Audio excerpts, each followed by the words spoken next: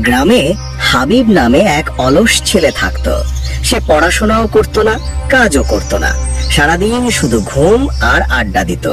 তার বাবা মজিদ মিয়া খুব কষ্ট করে সংসার চালাতো। একদিন বাবা ছেলেকে ডেকে বলল, বাবা, এই অলসতা ছেড়ে পড়াশোনা করো বা কোনো কাজ শেখো। অলস মানুষ কোনোদিন সুখে থাকতে পারে না। কিন্তু হাবিব হেসে উড়িয়ে দিল, আরে বাবা, জীবনটা উপভোগ করার জন্য, কাজ করলে কষ্ট আর না করলেই মজা।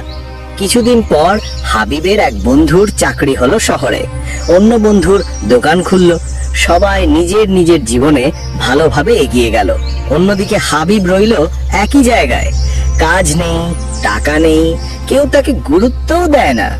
তখন তার মনে পড়লো বাবার কথা।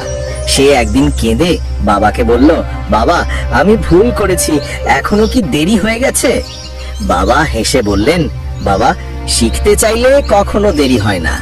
অলসতা ছেড়ে আজ থেকে চেষ্টা শুরু করো, সাফল্য আসবেই। এরপর হাবিব নতুন ভাবে জীবন শুরু করলো।